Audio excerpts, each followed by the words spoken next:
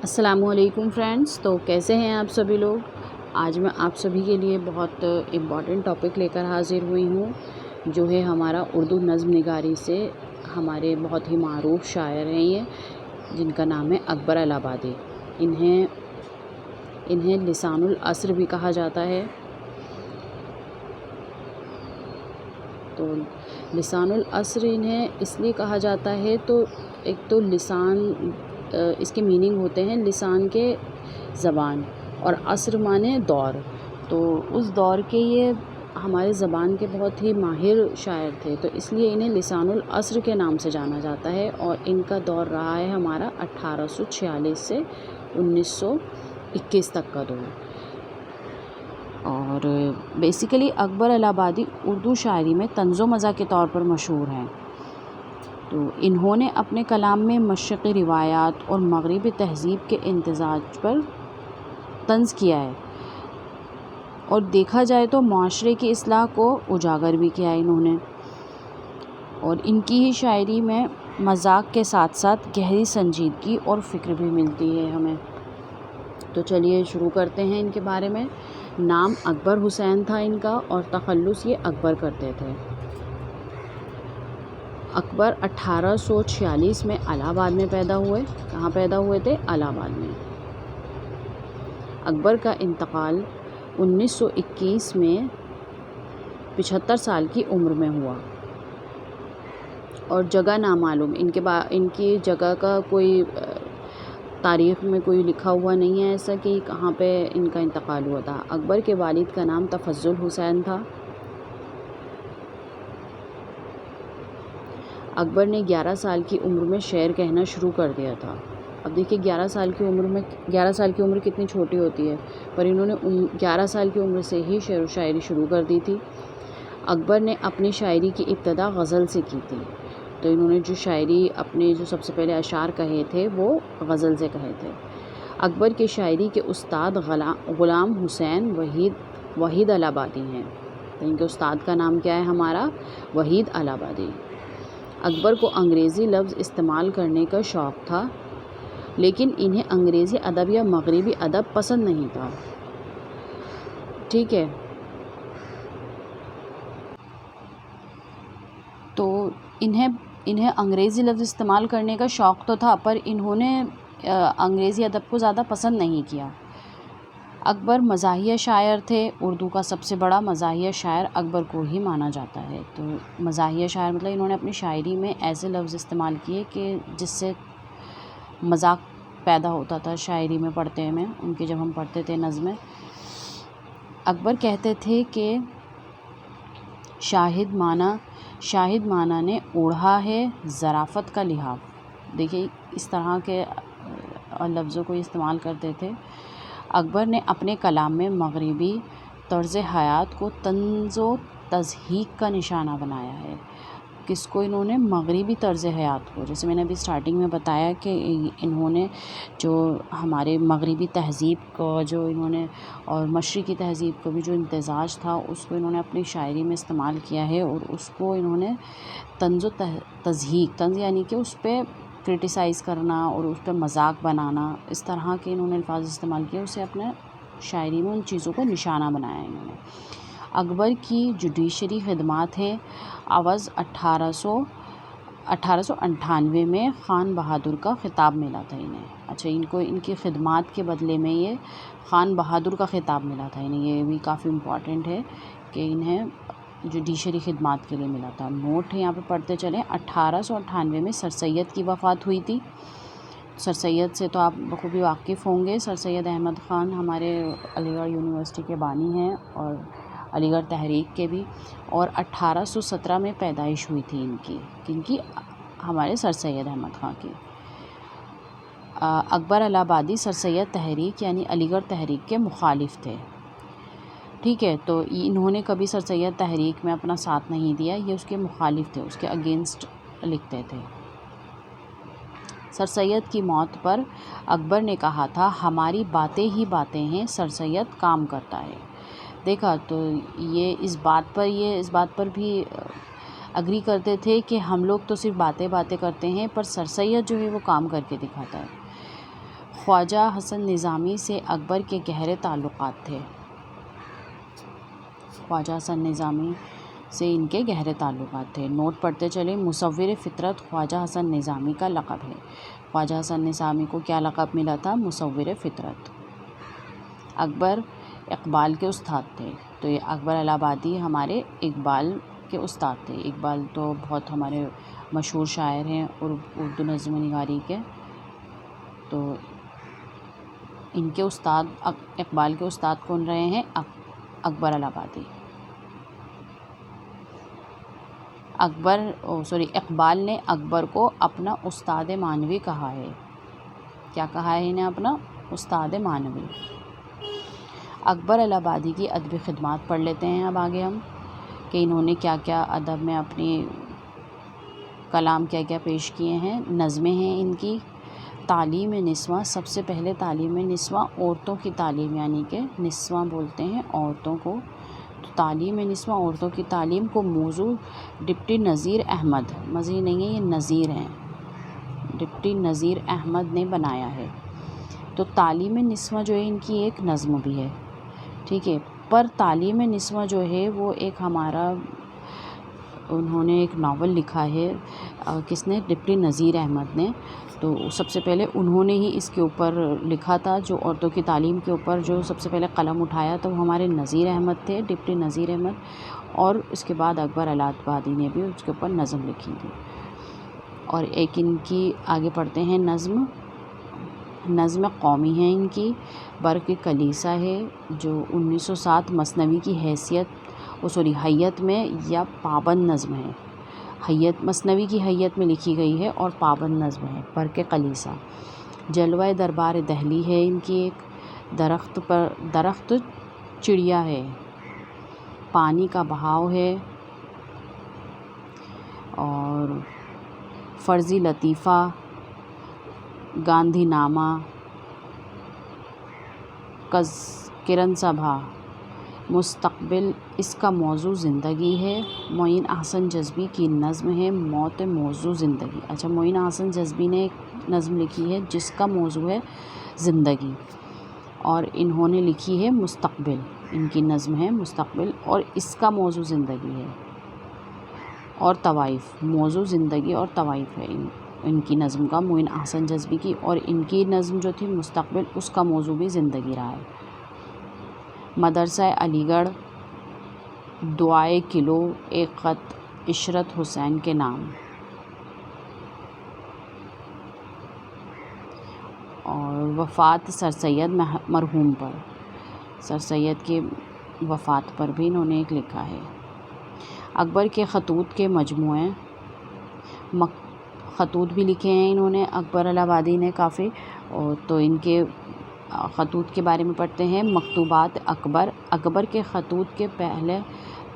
خطوط کا پہلا مجموعہ ہے، مجموعہ یعنی کہ ایک خط نہیں ہوتا، اس کے اندر کافی سارے خطوط ہیں، تو اس لیے مجموعہ کہا گیا ہے اس کو یہاں پہ، مکتوبات اکبر جس کا نام ہے۔ اور خطوط مشاہیر، اس میں شبلی، خطوط مشاہیر ایک الگ ان کا دوسرا مجموعہ ہے، جس میں ہے شبلی، اکبر اور محمد علی جوہر کے خطوط ہیں۔ کس کس کے ہیں اس کے اندر خطوط؟ شبلی کے، اکبر کے اور محمد علی جوہر کے، ان تینوں کے۔ اکبر یعنی اکبر الہ آبادی، یہی ہمارے جو جن کے بارے میں ہم پڑھ رہے ہیں، اور محمد علی جوہر، یہ بھی ایک کافی وہ معروف ہیں، اور شبلی نعمانی ہیں۔ تو ان کے دقات اکبر خطوط کا مجموعہ ہے ایک، اور داغ اور ہیرا اکبر الہ آبادی کا تنقیدی مضمون ہے۔ یہ ان کا کیا ہے؟ تنقیدی مضمون، انہوں نے ایک مضمون بھی لکھا ہے، تو اس کا نام ہے داغ اور ہیرا اکبر۔ اکبر الہ آبادی کے متعلق اقوال پڑھتے ہیں ہم، ان کے بارے میں کئی محققوں نے اور کئی لوگوں نے ان کے بارے میں کچھ باتیں کہی ہیں، تو پڑھتے چلیں۔ اکبر روایتی ہوتے ہوئے بھی باغی اور باغی ہوتے ہوئے بھی اصلاحی ہیں، ٹھیک ہے۔ تو روایتی ہوتے ہوئے بھی مطلب جو روایت کے حساب سے چلتے تھے اکبر، حالانکہ، اور اس کے ہوتے ہوئے بھی اور یہ قول کس نے کہا ہے؟ رشید احمد صدیقی نے. یہ بھی بہت بڑے ہمارے محقق ہیں اردو کے، رشید احمد صدیقی. تو انہوں نے یہ قول اکبر الہ آبادی کے بارے میں کہا ہے. اکبر کی نظر قوم کے میراث پر بھی تھی اور قوم کی تقدیر پر بھی. یہ قول کس نے کہا ہے؟ رشید احمد صدیقی نے. حالی ماضی کے اکبر حال کے اور اقبال مستقبل کے شاعر قرار دیے جا سکتے ہیں. یہ کس نے بات کہی ہے؟ رشید احمد صدیقی نے. یعنی حالی جو تھے وہ ماضی کے شاعر تھے. یہ کہتے ہیں کہ انہوں نے ماضی کے بارے میں کہا ہے، اکبر نے حال کے بارے میں اور اقبال نے مستقبل کے بارے میں. مطلب ان کی شاعری میں یہ سب چیزیں بیان ہیں اور یہ سب نمایاں دکھتی ہیں. تو اس لیے انہوں نے، رشید احمد صدیقی نے یہ بات کہی ہے ان کے بارے میں. تو یہ تھی ہماری اکبر الہ آبادی کے بارے میں. تو آپ لوگوں کو سمجھ آیا ہوگا اکبر الہ آبادی کے بارے میں. انہیں ہمارا طنز و مزاح کا شاعر بھی کہا جاتا ہے، اور ان کی شاعری میں ہمیں مشرقی اور مغربی تہذیب کے امتزاج میں جو سنجیدگی بھی انہوں نے پیش کی ہے اور اسی کو انہوں نے طنز بھی کیا ہے. تو آگے بڑھتے ہیں نیکسٹ شاعر کی طرف. نیکسٹ شاعر ہیں ہمارے اسماعیل میرٹھی. اسماعیل میرٹھی کے بارے میں آپ کو میں بتا دوں کہ اسماعیل میرٹھی اردو کے نامور شاعر ہیں اور نثر نگار بھی ہیں. اور انہوں نے اپنی شاعری میں زیادہ تر انہوں نے کیا نمایاں ان کی شاعری میں کہ اخلاقی بھی ہے، تعلیمی اور اصلاحی مضامین، یہ سب انہوں نے اپنی شعر و شاعری میں پیش کیا ہے. اور انہوں نے زیادہ تر کیا لکھی ہیں؟ بچوں کی نظمیں لکھی ہیں زیادہ تر انہوں نے، اور یہی ان کی خاص پہچان بنی ہے جس کی وجہ سے انہیں بچوں کا شاعر بھی کہا گیا ہے. تو شروع کرتے ہیں بچوں کا شاعر. اسماعیل میرٹھی، ان کا دور رہا ہے 1844 سے 1917 کا، اور انہیں بچوں کا شاعر کہا جاتا ہے. ابھی جیسے میں نے بتایا انہوں نے زیادہ تر بچوں کے اوپر ہی شاعری کی ہے، ان کی نظمیں زیادہ تر انہی کے اوپر ہیں، تو اس لیے انہیں بچوں کا شاعر کہا گیا ہے. اسماعیل میرٹھی کا پورا نام ہے شیخ محمد اسماعیل، اور تخلص کرتے تھے یہ اسماعیل. ان کا تخلص تھا اسماعیل. دیکھیے میرٹھی جو تھا وہ یہ میرٹھ کے رہنے والے تھے تو اس لیے میرٹھی لگا ہے، پر جو ان کا تخلص تھا وہ اسماعیل ہے. ٹھیک ہے، تو اس بات سے کنفیوز مت ہوئیے گا. اسماعیل میرٹھی 1844 میں میرٹھ میں پیدا ہوئے تھے. اسماعیل میرٹھی کا انتقال 1917 میں میرٹھ میں ہوا. تو میرٹھ میں ہی پیدا ہوئے تھے اور میرٹھ میں ہی ان کا انتقال ہوا ہے. اسماعیل میرٹھی کے والد کا نام پیر بخش تھا. ان کے والد کا نام کیا تھا؟ پیر بخش. اسماعیل میرٹھی نے عربی فارسی کی ابتدائی تعلیم گھر پر حاصل کرنے کے بعد روڈ انجینئرنگ کالج سے ڈپلومہ کیا. کہاں سے کیا تھا؟ روڈ انجینئرنگ کالج سے. عربی اور فارسی کی ابتدائی تعلیم انہوں نے اپنے گھر پر ہی حاصل کی تھی. اسماعیل میرٹھی نے اپنے کریئر کا آغاز کلرک کی ملازمت سے کیا. تو دیکھیے انجینئرنگ کالج سے انہوں نے ڈپلومہ کیا تھا، تو انہوں نے پھر اس کے بعد اپنے کریئر کا آغاز کس سے کیا تھا؟ کلرک کی ملازمت سے. اسماعیل میرٹھی نے شاعری 1860 میں شروع کی تھی. 1860 میں انہوں نے شاعری شروع کی تھی، اور جب وہ 16 سال کے تھے. دیکھیے انہوں نے 16 سال کی عمر سے شاعری شروع کی تھی، اور ہم نے ابھی اس سے پہلے پڑھا ہے اکبر الہ آبادی کے بارے میں، تو انہوں نے 11 سال کی عمر سے ہی شاعری شروع کر دی تھی. آگے بڑھتے ہیں. اسماعیل میرٹھی کے شاعری کے استاد غالب ہیں. دیکھیے غالب کس کے استاد ہیں؟ اسماعیل میرٹھی کے. اسماعیل میرٹھی کی ملاقات غالب سے دہلی میں ہوئی تھی. غالب دہلی کے ہی رہنے والے ہیں، اور تو ان کی ملاقات ان سے دہلی میں ہی ہوئی تھی اسماعیل میرٹھی کی. اسماعیل میرٹھی کو بچوں کا شاعر کہا جاتا ہے کیونکہ انہوں نے بچوں کے اوپر ہی اپنی نظمیں کہی ہیں، اور بہت شعر و شاعری ان کی بچوں پر ہے. اسماعیل میرٹھی نے اسکولی بچوں کے لیے درسی کتابیں بھی لکھی ہیں. دیکھیے جو اسکول میں بچے کتابیں پڑھتے ہیں، جو ہماری اسکول کے سلیبس کی بکس ہوتی ہیں، انہوں نے وہ بھی لکھی ہیں بچوں کے لیے. درس کا مطلب کلاس بھی ہوتا ہے، اور جیسے درس گاہ یعنی کہ جہاں اسکول ہوتا ہے جہاں پہ پڑھتے ہیں جا کے، اور درس کا معنی ہوتا ہے کلاس، یہ دونوں ہی میننگ رہتے ہیں۔ انگریزی نظم کا اردو ترجمہ سب سے پہلے اسماعیل میرٹھی نے کیا تھا۔ انگریزی نظم، حالانکہ انہیں جیسے ہم نے اسٹارٹنگ میں پڑھا، انہیں انگریزی ادب پسند نہیں تھا، پر یہ انگریزی لفظوں کو استعمال اپنی نظموں میں، اپنی شاعری میں استعمال کرتے تھے ان کا۔ تو اردو ترجمہ سب سے پہلے کس نے کیا تھا؟ اسماعیل میرٹھی نے ہی کیا تھا۔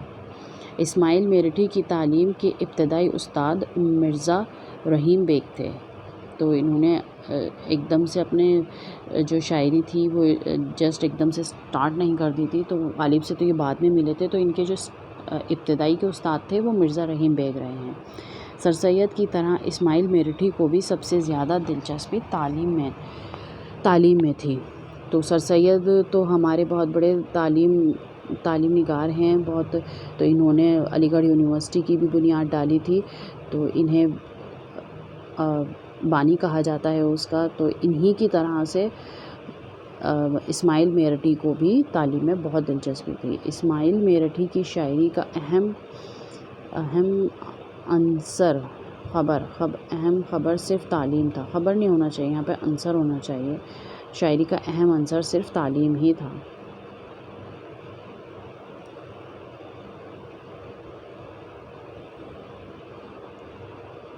اسماعیل میرٹھی کا نام جدید اردو شاعری کی تاریخ میں محمد حسین آزاد اور الطاف حسین علی کے ساتھ آتا ہے۔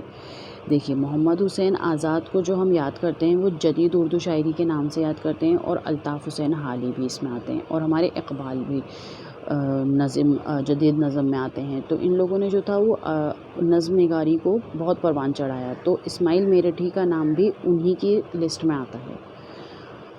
صحیح ہے۔ اسماعیل میرٹھی نے لڑکیوں کے لیے میرٹھ میں ایک کالج بنوایا تھا۔